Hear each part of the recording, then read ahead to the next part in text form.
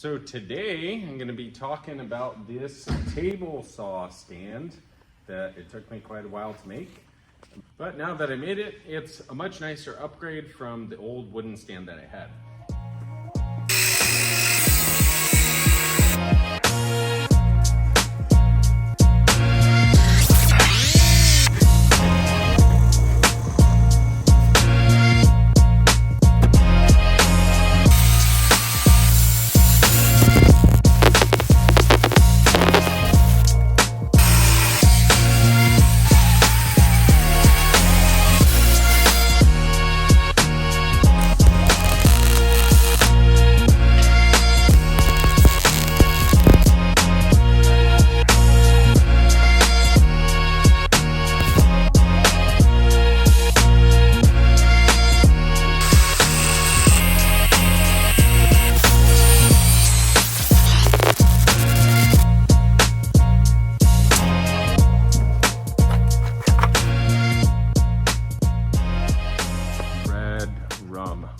And the main difference is that none of this space in the middle is wasted.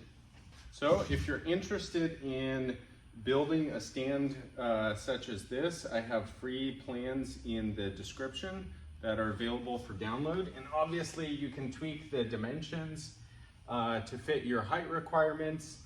I made the table saw the same height as my workbench. That way I can use it as an outfeed table, and all my tools are actually all the same height. That way the workbench can function as an outfeed table for the bandsaw and for the table saw.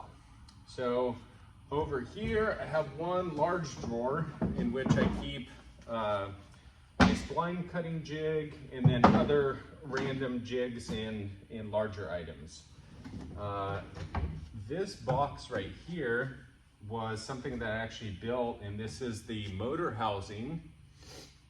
And essentially the way that I made it is I made this space functional for a drawer, because when this is one of those older saws where the motor actually tilts down like this, and so it needs this much room to protrude, and then as it tilts it actually goes in this way. So this space was available for a drawer, and this was always here with the old stand.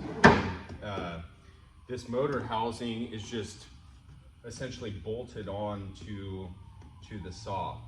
Over here I have a blade storage, so I keep my dado stacks, and I actually don't have any other blades in there, but if I had a 1/4 inch blade and different blades, this is where I would store those.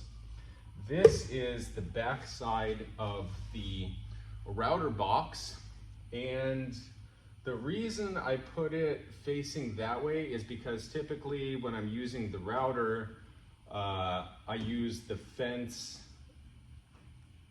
from the other side, and so I'm feeding and typically doing all the adjustments from that side. Over here I have just a door for more storage. I actually should probably think of something to put in there, but if I needed to, I can put things in there. And then I have another drawer right here, or here's my little thin rib jig. I actually have some extra splines in here. And then in the bottom over here is kind of a giant drawer with just a tenoning jig in there, but obviously you can put whatever you like. And let's go around to the other side. So on the other side, I have a little on-off switch that I wired for the router. And I have an extension cord that typically just plugs in here, or that plugs in here, and then the router plugs in, and there's a hole through the side, which the cord feeds out the left side of this cabinet.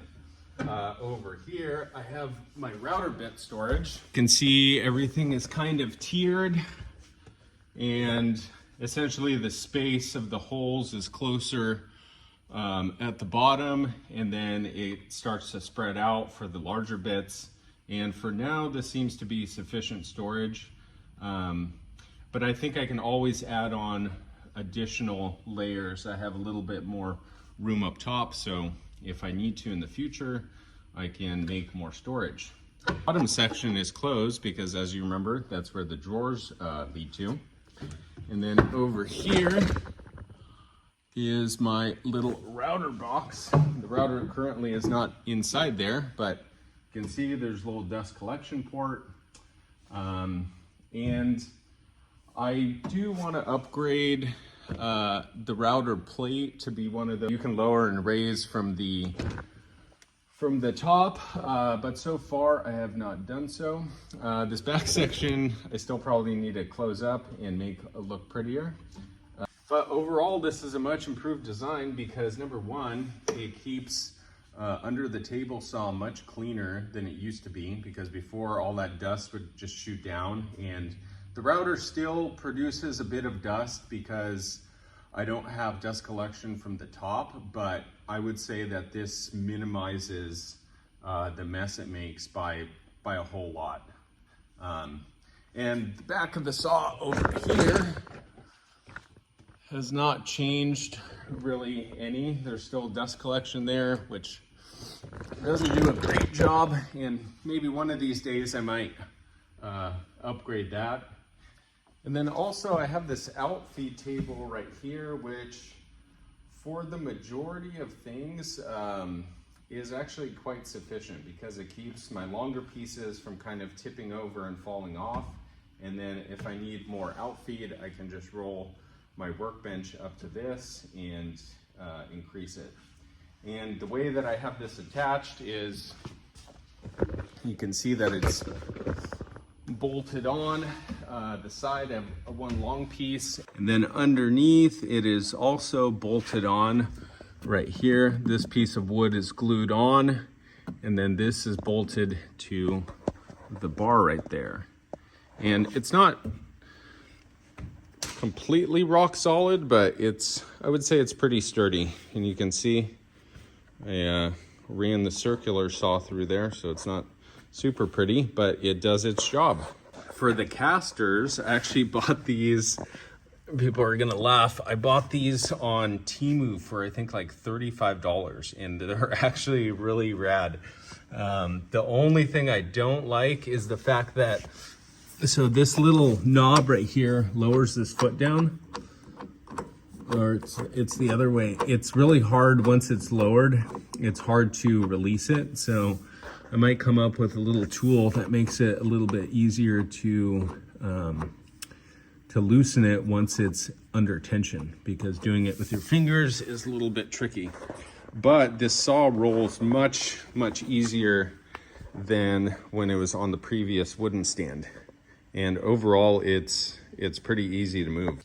You can see how much easier this is to move, and probably all together, I think this saw is nearing about 1,000 pounds, especially with the plywood cabinets and especially the metal base. Because so before I bought wheels that were rated for 750 pounds, I believe, and they just did not do the trick, and the saw did not roll easily on those.